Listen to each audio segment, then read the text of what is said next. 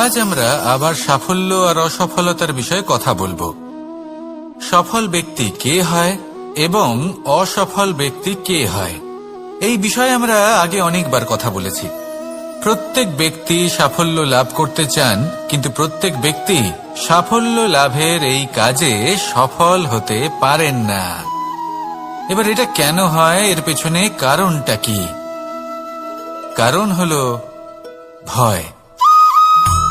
সফল ব্যক্তি হলেন তিনি যিনি নিজের সিদ্ধান্ত দ্বারা এই সমস্ত সংসারকে বদলে দিয়ে থাকেন, এবং অসফল ব্যক্তি হলেন তিনি যিনি এই সংসারকে দেখে এর বিষয়ে ভেবে নিজের সিদ্ধান্ত বদলে ফেলেন।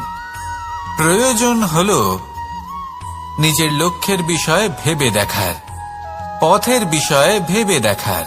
একবার যদি আপনি পথ নির্বাচন করে থাকেন, সেই পথে অগ্রসর হতে থাকুন আর তাতে অটল থাকুন। সবসময় দৃঢ় প্রতিজ্ঞ হন। আপনি যদি কোনো পথে টিকে থাকেন আর নিরন্তর পরিশ্রম করতে থাকেন, তবেই আপনার জীবনে সাফল্য আসবে। যদি কথায় কথায় লোকে কি ভাববে, লোকে কি বলবে, একথা ভেবে নিজের সিদ্ধান্ত পাল্টান, তাহলে কখনো নিজের লক্ষ্যে পৌঁছতে পারবেন না। আসুন আমার সাথে ভালোবেসে বলুন, রাধা রাধা। রামায়ণের একটা অত্যন্ত শ্রেষ্ঠ কাহিনী আছে, যেটা খুব অমূল্য শিক্ষাদান করে। দশানন যখন ধরাশায়ী হলেন এবং মৃত্যুশয্যায় শুয়েছিলেন, ওনার শেষ নিঃশ্বাস ত্যাগের সময় শ্রীরাম লক্ষ্মণকে বললেন যে, হে লক্ষ্মণ, রাবণের কাছে যাও, ওখানে যাও, ওনার থেকে কিছু জ্ঞান অর্জন করে এসো। উনি হলেন মহাজ্ঞানী, আর ওনার থেকে জ্ঞান অর্জনের এটাই শ্রেষ্ঠ সুযোগ। লক্ষ্মণ প্রথমে মানতে চাইলেন না, কিন্তু শ্রীরাম বোঝানোর পরে লক্ষ্মণ ওনার কাছে গেলেন, রাবণের মাথার কাছে গেলেন আর বললেন, দাদা বলেছেন আপনার থেকে জ্ঞান অর্জন করতে। রাবণ কিছুই বললেন না। লক্ষ্মণ বললেন, আপনি তো দেখছি খুব অহংকারী, মৃত্যুশয্যায় শুয়ে আছেন, শেষ নিঃশ্বাস ত্যাগ করতে চলেছেন, আর তাও এত অহংকার। রাবণ বললেন, নিজের দাদা রামকে ডাকো। শ্রীরাম এলেন, রাবণের পায়ের কাছে এসে দাঁড়ালেন। উনি নিজের হাত জোড় করলেন আর বললেন, হে মহাপণ্ডিত রাবণ, আপনি হলেন মহাজ্ঞানী, দয়া করে আমাদের কিছু জ্ঞান প্রদান করুন। রাবণ বিনম্র চিত্তে ওনার কথা শুনলেন, খুব বিনম্র চিত্তে ক্ষমা প্রার্থনাও করলেন, আর এই সংসার একটি অত্যন্ত শ্রেষ্ঠ জ্ঞান লাভ করল। এর দ্বারা আমরা ঠিক কি শিক্ষা লাভ করি? রাম এবং লক্ষ্মণ দুজনেই ছিলেন তেজস্বী, দুজনেই ছিলেন শ্রেষ্ঠ, ছিলেন বীর, ছিলেন বলবান। কিন্তু শ্রীরামকে মর্যাদা পুরুষোত্তম বলা হয়ে থাকে, কারণ উনি বীর ছিলেন, সাহসী ছিলেন, তার সাথে একটি অত্যন্ত গুরুত্বপূর্ণ গুণ ছিল। সেই গুণ হলো বিনম্রতা। এটা খুবই শ্রেষ্ঠ একটা গুণ। যদি কেউ আপনাকে কটু কথা শোনায়, তাহলে উত্তরটা আপনি বিনম্রভাবেও দিতে পারেন। এই বিনম্রতা এমন এক আবেগ যেটা দেখে মনে হবে কোমল, কিন্তু এটা ততটাই প্রবল অস্ত্র। এমন একটা অস্ত্র যা সকলকে নিরস্ত্র করে দিতে পারে। যদি আপনি সাহসী হন এবং বিনম্র হন, তাহলে আপনি বিজয়ী হবেন। যদি আপনি জ্ঞানী হন এবং বিনম্র হন, তাহলে আপনি অবশ্যই মহাজ্ঞানী হয়ে উঠবেন। তাই নিজের মনে বিনম্রতা ধরে রাখুন আর ভালোবেসে বলুন, রাধা রাধা।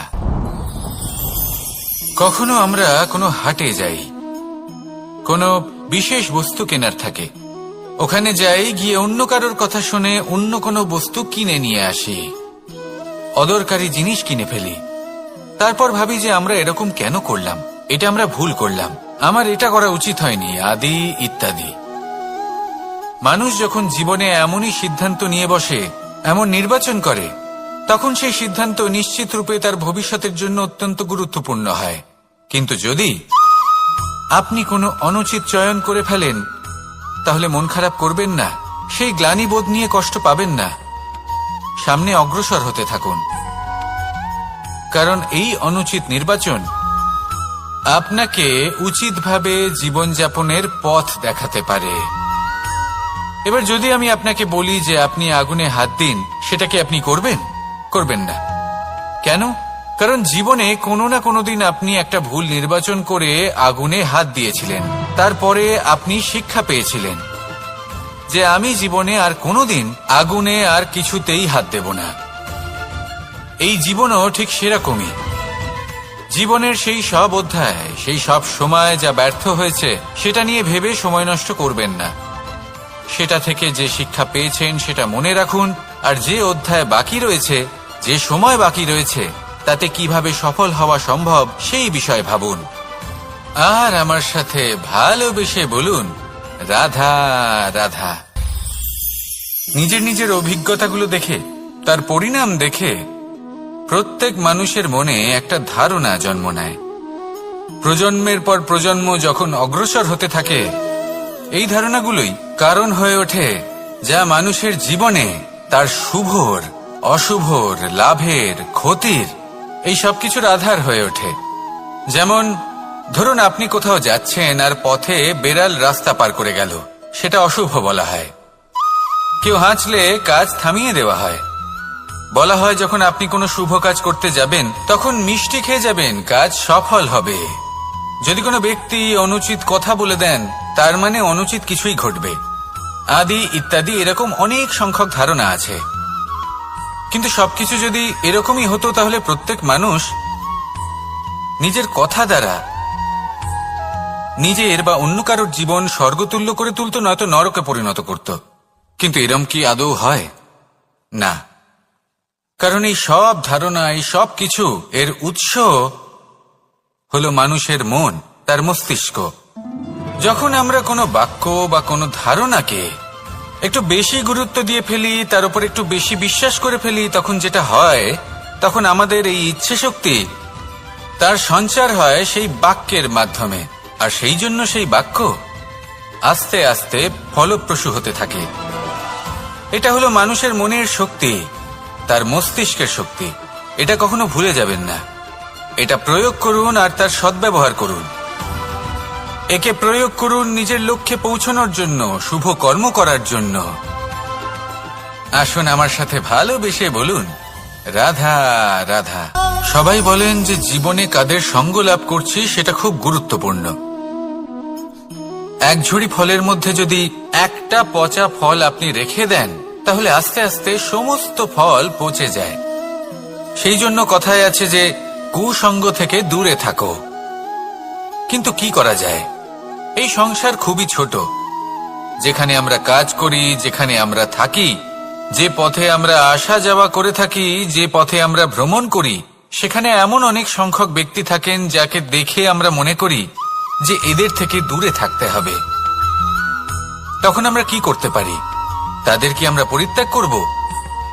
তাহলে এই সংসারে এমন অনেক মানুষ আছেন, তাহলে কি সংসারই পরিত্যাগ করব? না। সেই ফলের মতন হবেন না যারা একটি পচা ফলের উপস্থিতির জন্য নিজেরাও নষ্ট হয়ে যান। বরং হয়ে উঠুন চন্দন বৃক্ষের মতন, যেটা আসলে সাপেদের বাসস্থান, যেখানে অনেক সংখ্যক অত্যন্ত ভয়ানক বিষধর সাপ থাকে। তারপরেও এই চন্দন, সে কিন্তু নিজের শ্রেষ্ঠত্ব হারায় না। এর মূল্য কিন্তু সেই একই থাকে। মনে রাখবেন, এই সংসারে নিজের সঙ্গ বদলানোর পূর্বে নিজেকে বদলান। নিজেকে কিছুটা এমন ভাবে গড়ে তুলুন যে কেউ আসুক না কেন সে যেন আপনাকে বিভ্রান্ত বা দূষিত না করতে পারে। আসুন আমার সাথে ভালোবেসে বলুন, রাধা রাধা। এই সংসারে প্রত্যেকটা জিনিসের নিজস্ব একটা বিশেষত্ব আছে, আর তার বিশেষত্বর জন্যই তাকে বিশেষ গুরুত্ব দেওয়া হয়। যদি কথা বলি অস্ত্রের, যেমন তরোয়াল। তরোয়াল নির্মাণ করা হয়েছে রক্ষার জন্য।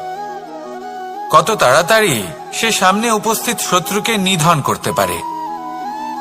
এবার এই তরোয়ালের কোন গুণটা দেখা প্রয়োজন? সেটার ধার। সেই বস্তুটি নয় যার মধ্যে এই তরোয়াল রাখা হয়।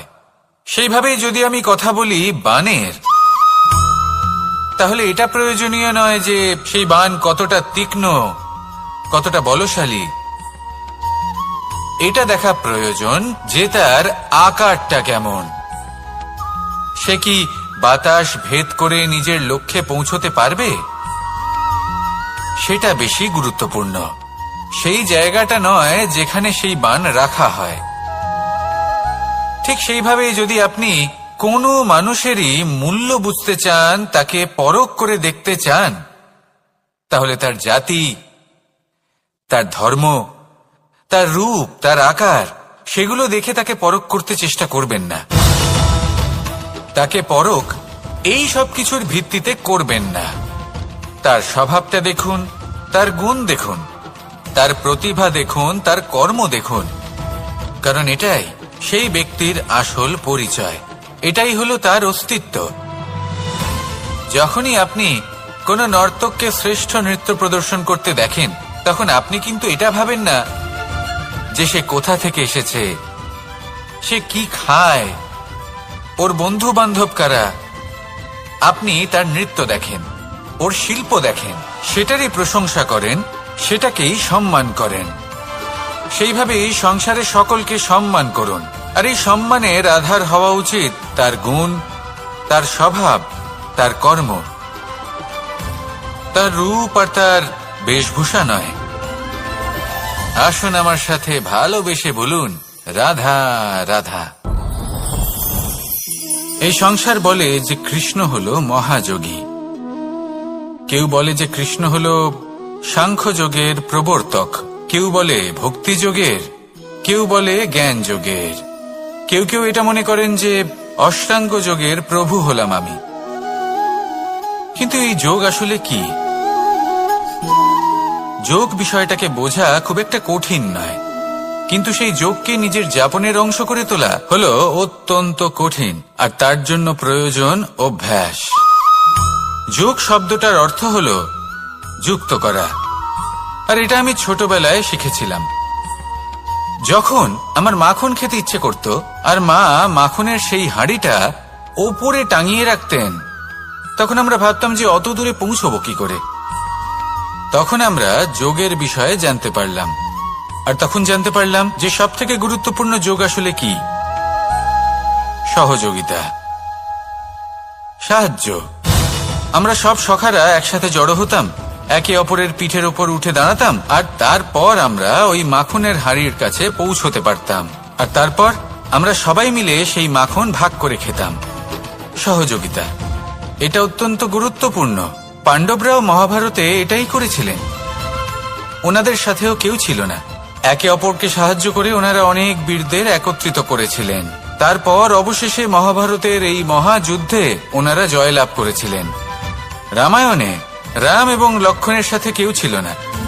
সহযোগিতার মাধ্যমে ওনারা ভাল্লুক আর বানর সেনাকে একত্রিত করেছিলেন, আর এই সংসারের সব থেকে প্রবল রাক্ষস রাবণকে বধ করেছিলেন।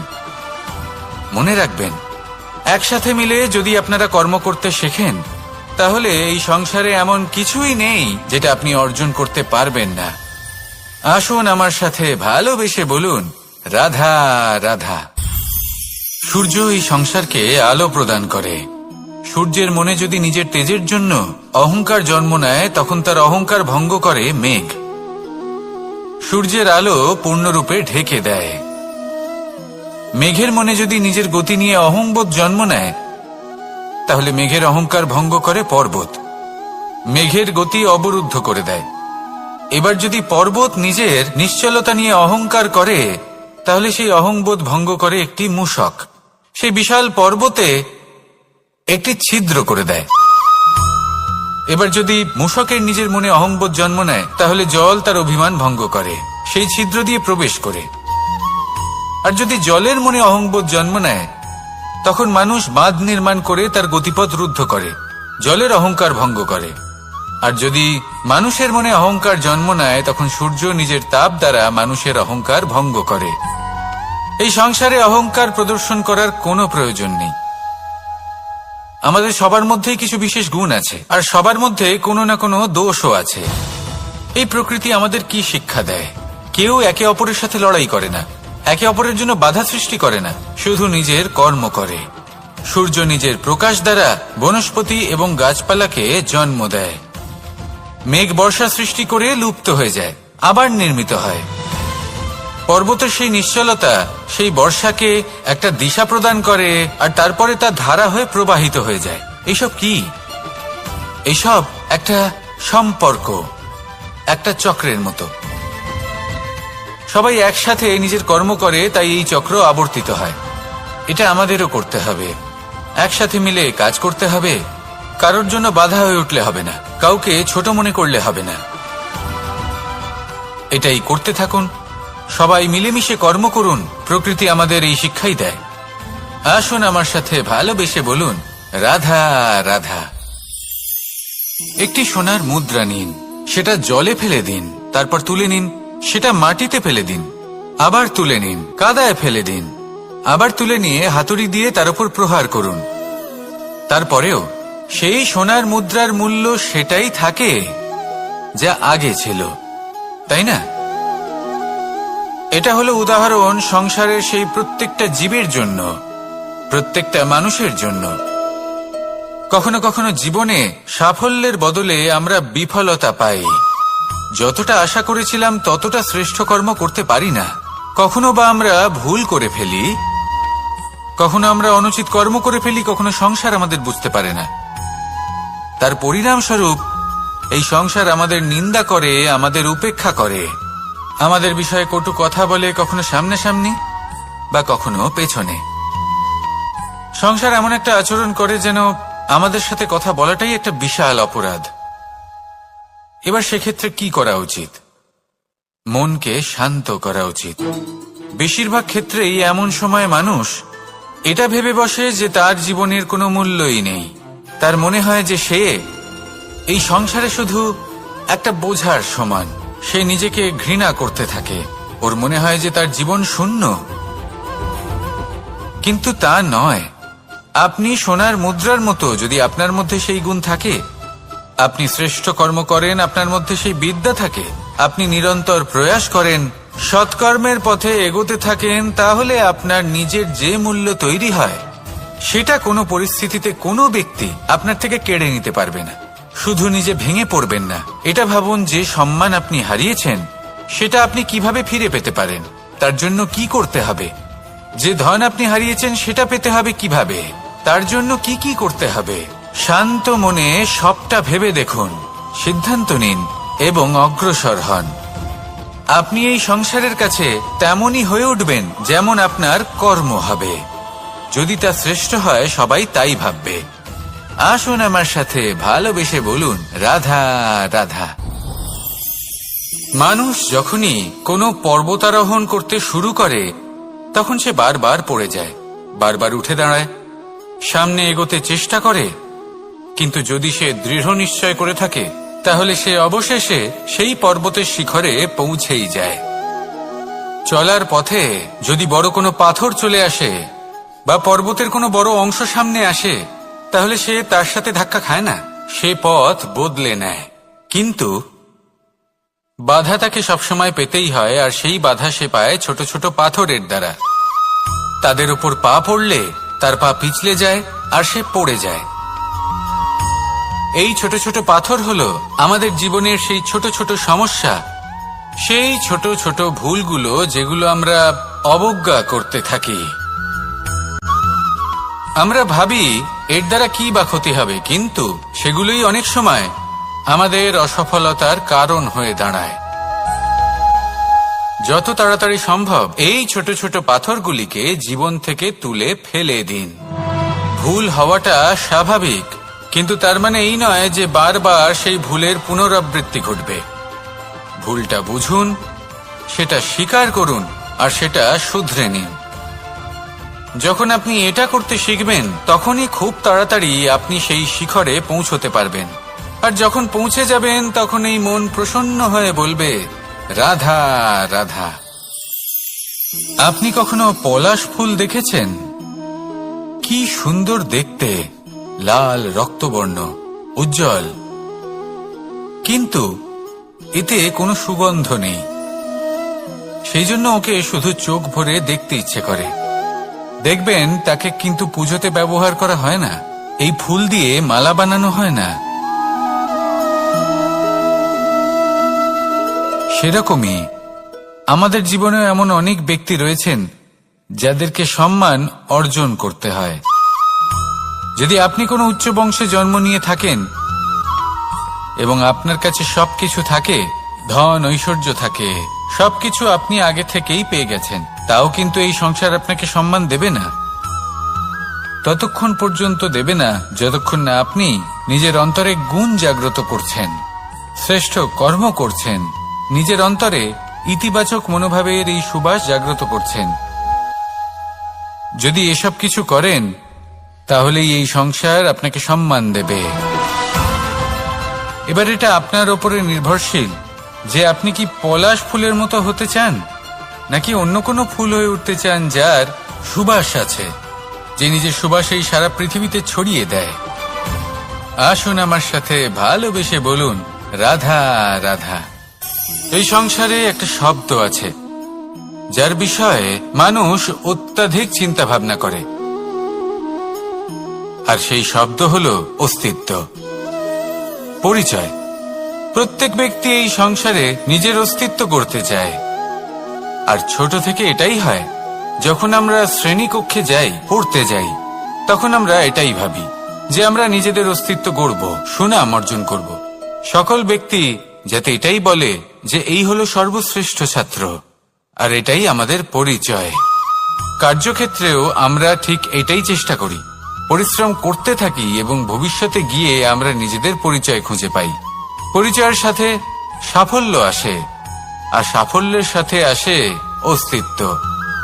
আর যখন এই দুটি সংযুক্ত হয়, তখন মানুষ অসফলতার কথা ভেবে ভয়ভীত হয়ে পড়ে, আর এটা ভাবতে থাকে যে যদি আমি অসফল হই তাহলে সেই পরিচিতির কি হবে, সেই নামের কি হবে, সেই সবকিছু যে আমি অর্জন করেছি তার কি হবে। সে ভয়ভীত হয়ে পড়ে, আর এই ভয়ের কারণে তার বিকাশ কোথাও না কোথাও অবরুদ্ধ হয়। সে শ্রেষ্ঠ কর্ম করা বন্ধ করে দেয় এবং শুধু এই সুরক্ষিত থাকতে চেষ্টা করে। আর অসফল হলে তাতে ভয় পাওয়ার কোনো প্রয়োজন নেই, কারণ যখন আপনি সফল হন তখন এই সাফল্য আপনার পরিচয় এই সংসারের সাথে করায়। কিন্তু যখন আপনি অসফল হয়ে থাকেন তখন এই অসফলতা এই সংসারের পরিচয় আপনার সাথে করায়, যা অত্যন্ত আবশ্যক। অসফলতা প্রত্যেকের জীবনেই আসবে, তার সম্মুখীন হন আর তার থেকে শিক্ষা লাভ করুন। কারণ যখনই আপনি অসফল হন তখনই আপনার জ্ঞান চক্ষু উন্মুক্ত হয়। আসুন আমার সাথে ভালোবেসে বলুন, রাধা রাধা। আমরা সকলে সামাজিক জীব। মানুষের সাথে দেখা সাক্ষাৎ করা এটা চিরকালই চলতে থাকে। আমরা কখনো কাউকে উপহার দিই, আবার কখনো কেউ আমাদের উপহার দেয়। কখনো কি এমন হয়েছে যে আপনি কাউকে একটা উপহার দিয়েছেন, কিছু সময় পরে বা কিছু মাস পরে সেই উপহারই ঘুরে ফিরে আপনার কাছেই এসেছে, অর্থাৎ সেই বস্তুটাই আপনার কাছে আবার ফিরে এলো? এরকম হয়। ছেলেবেলায় একদিন একজনের বিবাহ ছিল, তখন মা তাকে একটা উপহার দিতে চাইছিলেন, তাই তিনি একটা পোশাক বানালেন আর সেটাকে সুসজ্জিত করছিলেন। আমি দেখলাম আর জিজ্ঞেস করলাম যে মা, এই পোশাক এত সুসজ্জিত করার কি আছে? তখন মা বললেন যে কানাই, কখনো কাউকে এমনই উপহার দেবে, এমন প্রকারে দেবে যে সেটা যদি আবার ঘুরে ফিরে তোমার কাছে ফিরে আসে তাহলে যেন তোমার খারাপ না লাগে।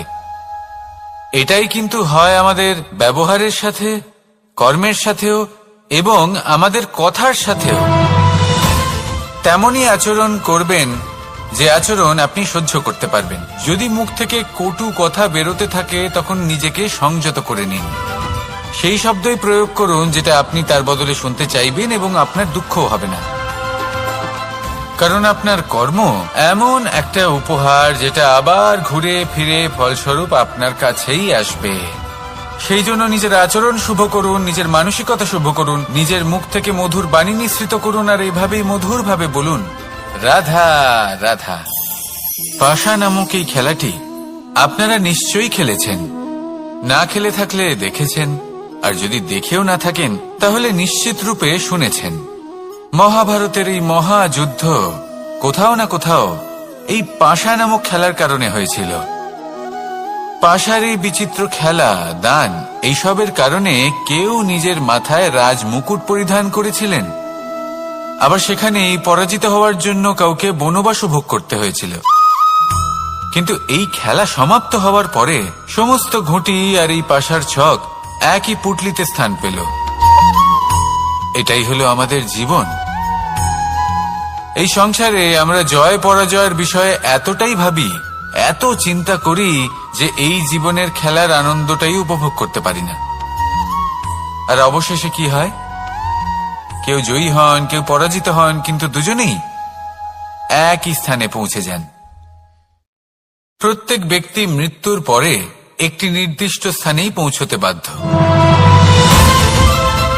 কিন্তু ততক্ষণ এই জীবন, এই খেলা, তার আনন্দ উপভোগ করুন। এই সংসারে সেই ব্যক্তি শ্রেষ্ঠ স্থানে পৌঁছতে পেরেছেন যিনি এই সংসারকে প্রকাশ প্রদান করেছেন, যিনি কখনো জয় পরাজয় এ বিষয়ে ভাবেননি, শুধু এই জীবনের খেলার আনন্দ উপভোগ করেছেন। এটাই আপনিও করুন আর আমার সাথে ভালোবেসে বলুন, রাধা রাধা। প্রত্যেক মানুষ নিজের জীবনে দুঃখ অনুভব করেন। প্রত্যেকের দুঃখ আলাদা হতে পারে। কারোর মনে এই দুঃখ থাকে যে সে তার বাবা মায়ের সব ইচ্ছে পূরণ করতে পারেননি। কেউ এটা ভেবে দুঃখ পান যে সে চিরকাল সদাচার করেছেন, সৎকর্ম করেছেন, কিন্তু তাও তাকে দুরাচারী বলে মনে করা হয়। কেউ এটা ভেবেও দুঃখ পান যে তার সামনে যে ব্যক্তি রয়েছেন তার চোখে তিনি শত্রু হয়ে উঠেছেন বা দুষ্ট হয়ে উঠেছেন, যেখানে তিনি হয়তো কোনো অনুচিত কাজই করেননি। এবার এই সমস্ত বিষয় নিয়ে ভেবে নিজের ব্যক্তিত্ব নিয়ে সন্দেহ প্রকাশ করবেন না। যদি নিজের ব্যক্তিত্ব নিয়ে কোনো সন্দেহ থেকে থাকে, তাহলে কর্ম সংক্রান্ত প্রশ্ন করুন যে আপনি যা করেছেন তাতে কি উচিত ছিল, কি অনুচিত ছিল। যেটা প্রয়োজন সেটা এটা বোঝার যে আপনার অন্তর্মন, আপনার বিবেক আপনাকে কি বলছে, আর আপনার অন্তর্মন আর আপনার বিবেক আপনাকে যেটা করতে বলবে শুধু সেটাই করুন। আর তারপরে এই সংসার কি বলবে, কি ভাববে সেসব নিয়ে ভাবতে যাবেন না, কারণ এই সংসার তো ঈশ্বরকেও প্রশ্ন করে থাকে, ঈশ্বরকেও দোষী মনে করে। কখনো কখনো যখন কোনো ঘটনা মানুষের ইচ্ছা অনুযায়ী ঘটে না, তখন মানুষ এটা বলে যে হে ঈশ্বর, আপনি আমার পাশে থাকলেন না, আপনি বড়ই কঠোর, এটা আপনার দোষ।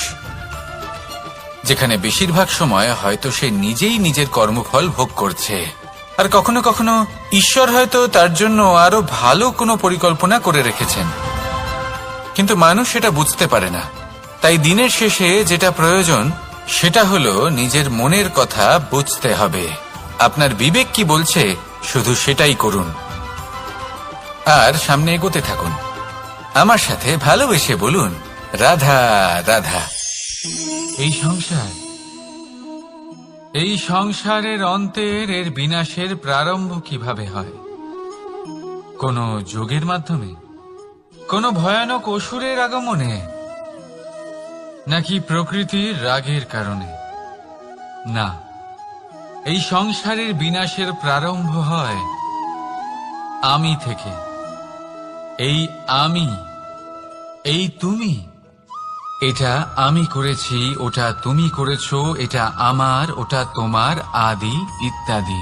এই ভাব যখন মনে বাসা বেঁধে নেয়, সর্বপ্রথম ঘর ভাগ হয়, তারপর বসতি, তারপর প্রাণ, আর তারপর দেশ, আর সবার শেষে সমস্ত সংসার ভাগ হয়ে যায়। আর এই ভাগ হয়ে যাওয়া শেষে মনোমালিন্যে পরিণত হয়। এখন এমত অবস্থায় কি করা যেতে পারে? কিভাবে বাঁচা যায় এই পরিস্থিতির থেকে? কিভাবে দূরে থাকা যায় এই বিনাশের থেকে? উত্তর সেই একটাই, করুণা।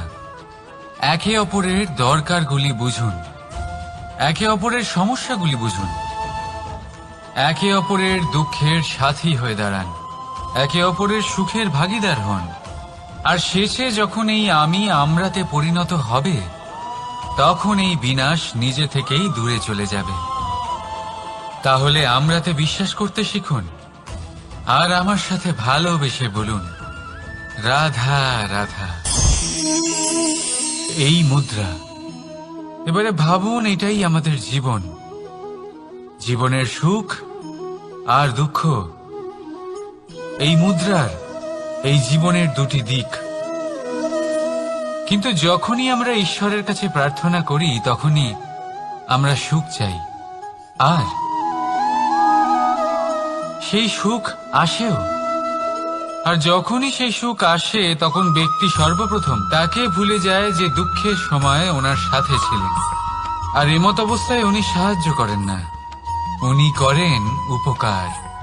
আর এই উপকারের বদলে মানুষের থেকে উনি নিজের জন্য শ্রদ্ধা চান।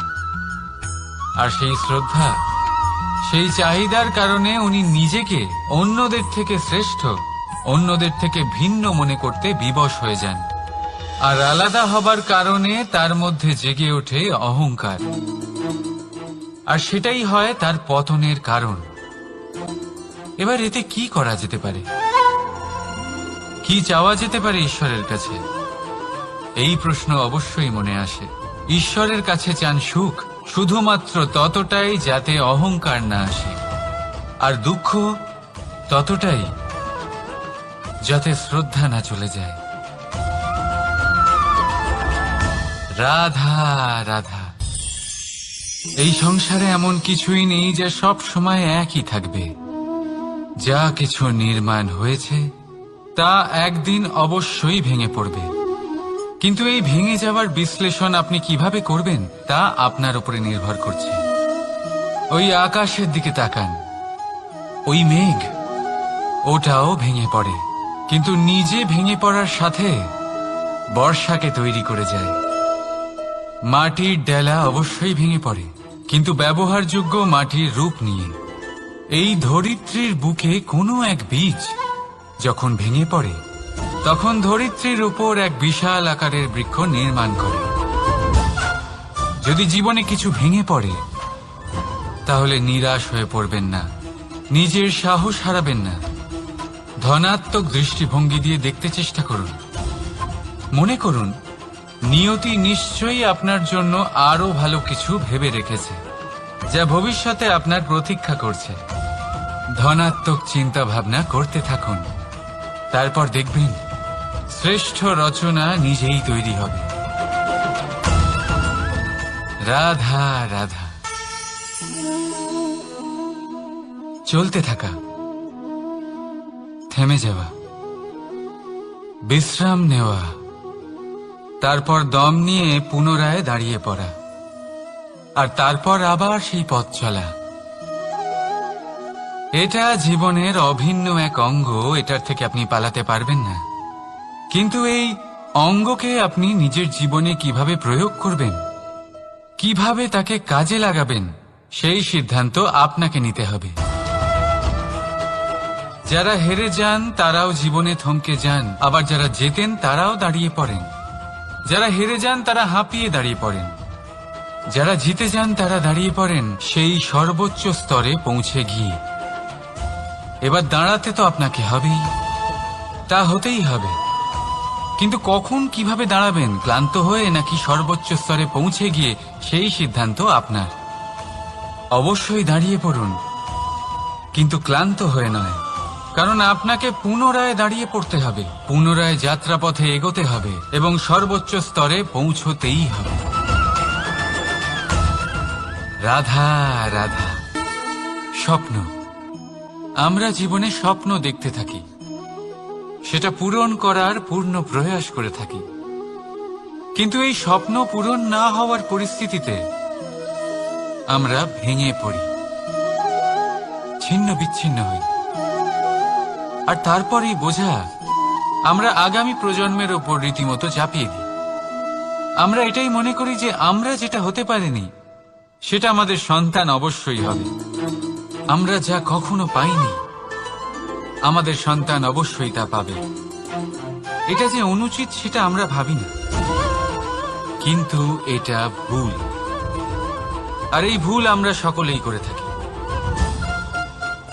সন্তান প্রকৃতি আর পরমাত্মার আশীর্বাদ, ওদের ভেতরে তাদের নিজের একটা অস্তিত্ব লুকিয়ে থাকে, সেটা মন দিয়ে দেখুন তো। আপনি শুধু ওই সন্তানকে জন্ম দিয়েছেন, কিন্তু ওর জীবন আপনার নয়। তাই নিজের সন্তানের সাথে থাকুন, সময় কাটান, ওদেরকে ভালোবাসুন, সবসময় প্রেরণা দিন, কিন্তু প্রেরণা দিন ওর নিজের অস্তিত্বকে বাড়ানোর জন্য, ওর নিজের স্বপ্ন পূরণ করার জন্য, আপনার স্বপ্ন পূরণ করার জন্য নয়। ওদের অস্তিত্বকে পূর্ণাঙ্গে বৃদ্ধি পেতে দিন। রাধা রাধা। এই পুকুর দেখছেন আপনি? পুকুরের জল কখনো প্রবাহিত হয় না, একই স্থানে জমে থাকে, আর সেই কারণে কিছুদিন পর ময়লা হতে শুরু করে। কিন্তু তাও আমরা একে ত্যাগ করি না, আমরা তবুও একে পুজো করি। শুধুমাত্র এই কারণে নয় যে অতীতে সে আমাদের তৃষ্ণা মিটিয়েছে, কিন্তু এই কারণেও যে যদিও বা সে ভবিষ্যতে আমাদের তৃষ্ণা না মেটায়, কিন্তু প্রয়োজন হলে আগুন অবশ্যই নেভাতে পারে। ঠিক সেই রকমই হয় আমাদের সম্পর্ক, সম্পর্ক যা আমরা বহু বছর পরিশ্রম করে তৈরি করি, যে দরকার পড়লে আমাদের সহায়ক হয় কোনো না কোনোভাবে। সেই জন্য সম্মান করতে শিখুন এই সম্পর্কগুলিকে, শিখুন এই সম্পর্কগুলিকে অটুট রাখতে। কথায় কথায় এই সম্পর্কগুলিকে ভেঙে দিতে শিখবেন না। রাধা রাধা। বিষ, এই শব্দটা শুনলেই মনে অনেক কল্পনা জন্ম নেয়। কল্পনা অসহ্যকর তিক্ততা, কল্পনা অত্যন্ত বেদনাদায়ক মৃত্যু। এবার যদি আপনাকে জিজ্ঞেস করা হয় যে সবচেয়ে বিষাক্ত বিষ কোনটা, তাহলে আপনি কি বলবেন? কেউ বলবে সর্পের বিষ, কেউ বলবে কাঁকড়া বিছের, কেউ বলবে কালকিউটের বিষ। কিন্তু না, এই সমস্ত রকম বিষ সেই বিষের সামনে টিকতে পারবে না যাকে আমরা বলে থাকি কানের মধ্যে ঢালা বিষ। শুনতে অত্যন্ত মিষ্টি, কিন্তু তিক্ততায় অত্যন্ত বিষাক্ত। পেটের মধ্যে যাওয়া এই বিষ শুধুমাত্র একটি মানুষের মৃত্যুর কারণ হয়, কেবল একটি। কিন্তু কানের মধ্যে ঢালা এই বিষ একাধিক সম্পর্কের নাশ করতে পারে। আর এটাতে সেই ব্যক্তির ভুল নেই যে আপনার কানে বিষ ভরেছে, আপনি তাকে দোষ দিতে পারেন না। এখানে দোষ আপনার নিজের, যে এই বিষকে আপনি নিজের উপরে প্রভাব ফেলতে দিয়েছেন, এই বিষকে সুযোগ দিয়েছেন আপনার ক্ষতি করতে। এটা আপনার ভুল। সেই জন্য কুমন্ত্রণায় কখনো কান দেবেন না। আপনার মনে ভালোবাসার দৃঢ়তা জাগিয়ে তুলুন আর নষ্ট করে দিন এই সংসারের সমস্ত বিষের প্রভাবকে। রাধা রাধা। জীবন,